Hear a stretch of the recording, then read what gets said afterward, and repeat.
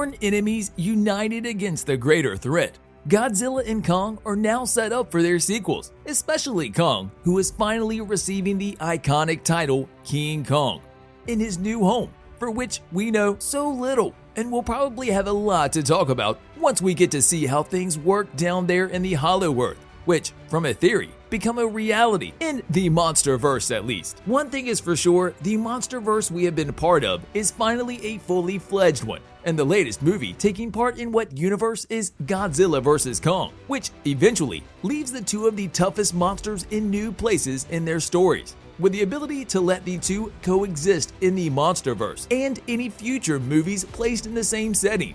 The movie was also the second face-off between the two iconic monsters, with their first bout being in the 1962's King Kong vs. Godzilla. The big plan was that this movie would be the one to end it all. That is what Warner Bros. And Legendary Entertainment have been promising.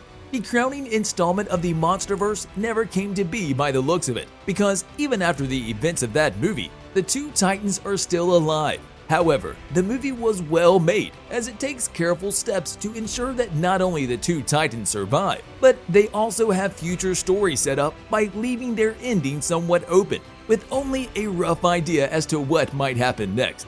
Thus, by summing up what the three movies have showcased, including the likes of 2014's Godzilla, 2017's Kong Skull Island, and the previously mentioned 2019's Godzilla vs. Kong, which are all movies that take part in the MonsterVerse, we are here to deliberately share with you what is in store moving forward, particularly in the Kong sequel, Kong 2: Kong of Hollow Earth, a movie that we think will be even bigger than its prequel, and a movie that will for sure blow your mind.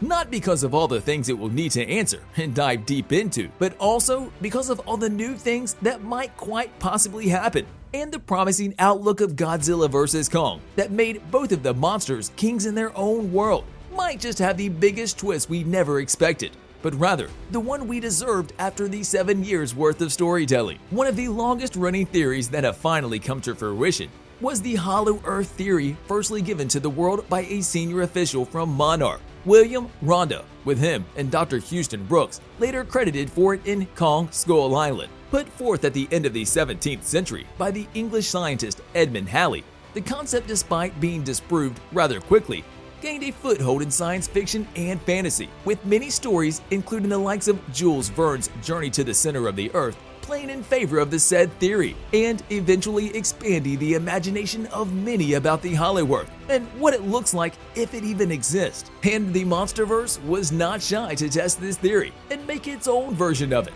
Just like the theory suggested, the Hollow Earth of the MonsterVerse we are talking about is an open world deep within the Earth, connected by a series of tunnels, or caverns, that allow travel for the titans between the two worlds. It is also believed that this is the place where the titans originate from, and that is why so many monsters are alive down there that are not on the surface. Prime examples are the Nosuke and the Warbat species, and judging by the throne room and Kong's axe, it seems Kong's ancestors were the rulers of the place. The Kong sequel will surely dive deeper into this theory, and knowing it is his movie, we will probably get to see more about his ancestry and how his people lived their lives as the leaders of the place.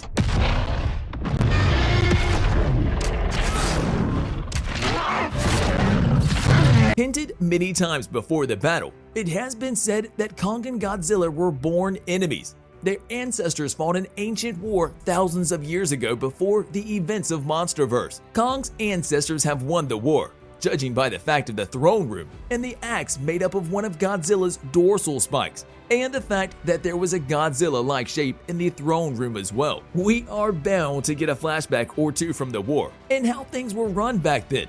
Maybe even a detail as to why Godzilla's home was the underwater city and how it all came to be, the banishment of the species, or an agreement settled after the ancient war.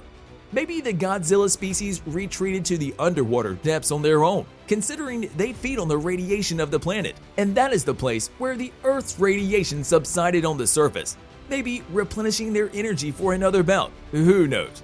This will probably one of the questions the next movie will have to answer. Godzilla's radiation as a power source could be seen in the battle against Kong, especially because of just how powerful the atomic breath is, which gets absorbed by the axe because it is made out of Godzilla's dorsal spine, which then creates an explosion of energy on impact, which is also why Godzilla gets disoriented. This is also how Kong and Godzilla defeat Mechagodzilla as well, with their combined power. And while spears have been used by Kong in the past, it is the axe this time around that separates him from all the other monsters. So it would be interesting to see if he has other weapons in the arsenal. Maybe them having an even bigger connection to the other monsters which reside in the Hollow Earth, presumably given as tokens for their leadership by the others. There is a lot of talk about the throne room where Kong eventually gets to sit, a place where some of his ancestors definitely have sat before.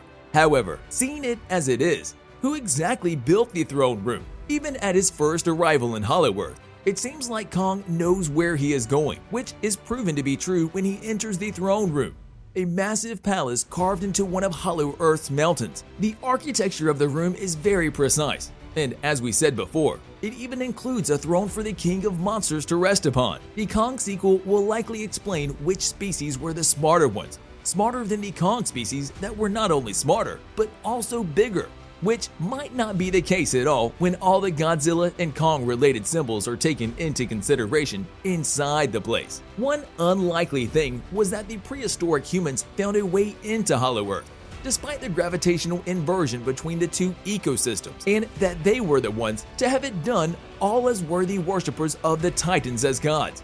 No matter what the case was, there is a lot of explanation to be done about the things we are able to see in the Hollow Earth, a place where many things are still unknown to many of us.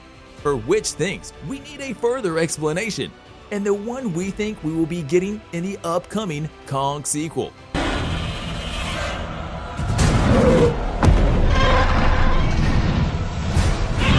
It is safe to say that the end of Godzilla vs. Kong made Kong the king of monsters. After both of them being sent home, Godzilla into the ocean, presumably resuming his patrol around the world, and Kong to Hollow Earth, and regarding it as his home, is probably the rightful place for him, sitting on the throne to be more precise, thus making him king of monsters. He defeated the species that initially retaliated against him, and the end of the movie made it fair to say that he has finally been given the iconic name of King Kong, with Godzilla the apex predator, the alpha titan of the surface world.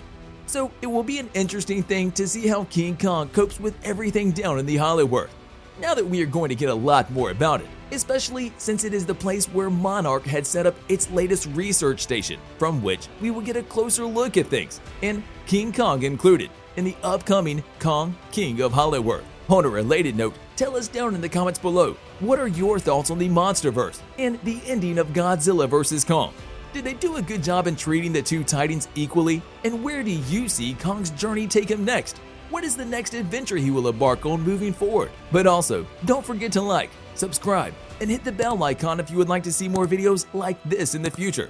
Thank you for watching, and we will see you next time.